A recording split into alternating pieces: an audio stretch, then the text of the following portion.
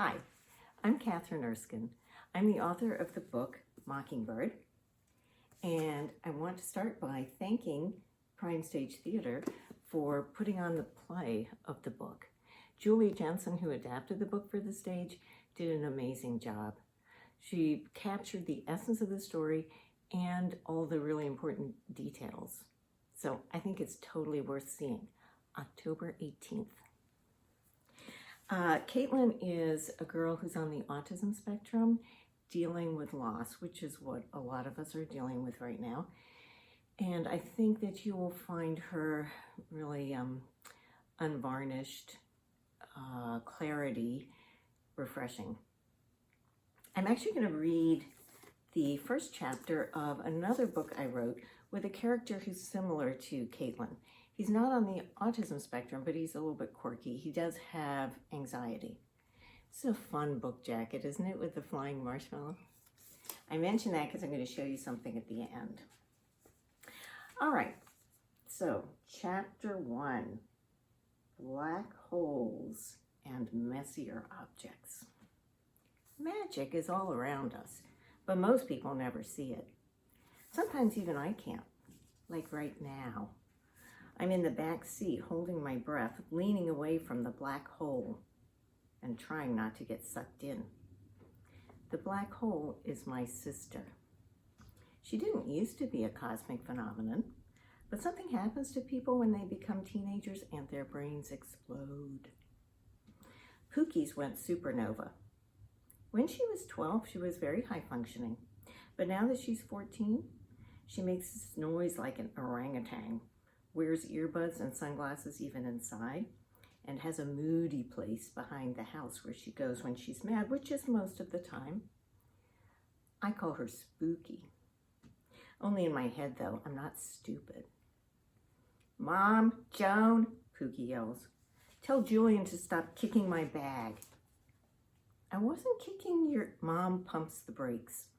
I think she's doing it more to get our attention than for driving purposes. It makes me feel like puking again. Julian, honey, try to stop jiggling your feet so much. Calming breaths, remember? Joan looks back and gives me a wink that means, hang in there, kiddo. I try to hold my legs still and take a really deep breath. You don't have to suck all the air out of the van, freak, Pookie hisses. When I turn to answer, my foot touches her keep out bag, which doesn't even have anything good in it. I've checked. She makes her orangutan noise in my face, so I squish over to my side, like a dwarf star resisting the gravitational pull of a black hole, even though my door smells like puke with a twist of lemon fresh wipe, because I threw up on it in Delaware. Or maybe it was New Jersey. Probably both, plus Connecticut. Motion sickness is a problem I have. It's why I don't like car rides or boats, especially boats. I've never actually been on a boat, but I want to puke just thinking about it. Plus, you can drown. Mom says you have to deal with your fears to overcome them, so I saved up my allowance and bought a life jacket, which I'm already wearing, because our new house in Maine is on a lake. I saw it on Google Maps. The lake is way closer to the house than necessary, which means tsunamis. Technically, they're only in the ocean, but this lake is big and it's close to the ocean. It could have a mini tsunami, a tsunami. Pookie says I'm highly abnormal for a 9-year-old and should be put in a lab at Caltech and studied like a mutant rat. I think with a name like Pookie, you should be careful what you say. My foot touches her bag again, and I hope she doesn't notice, but that's like hoping Mom won't notice if I bring a Labrador Retriever home. Pookie points to my telescope on the seat behind us. Touch my bag one more time, and I'm throwing your stupid telescope out the window. I hug my knees to my chest, take a deep breath, and remind myself that the magical thing about supermassive black holes, like Pookie, is that they emit quasars, the brightest objects in the entire universe. I keep waiting for that to happen with Pookie. But I think this is one of those situations where I'd have to say, don't hold your breath. So I let my breath out, which makes her go all orangutan and snarl at me like I'm a worthless Messier object. Fart. No, really, it says fart. See, fart. Fart stands for facts and random thoughts.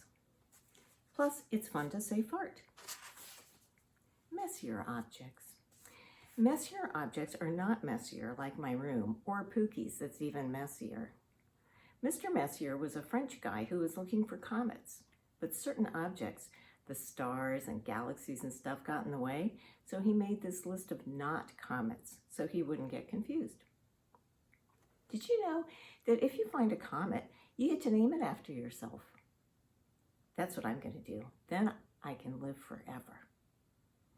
No, really, I have a Dobsonian Orion XT8 telescope. It's good enough to see the dog star, the best star in the whole universe, all the Messier objects, and comets, as long as you're not in a city where there's too much light to see hardly anything. That's how come I think it's awesome we're moving to Maine. No light pollution. I'll find a comet pretty fast. Then I'll have lots of time left over to show my family the magic of the universe, once I figure out how to make them listen. All right, that was chapter 1 of The Incredible Magic of Being. I hope you enjoyed that.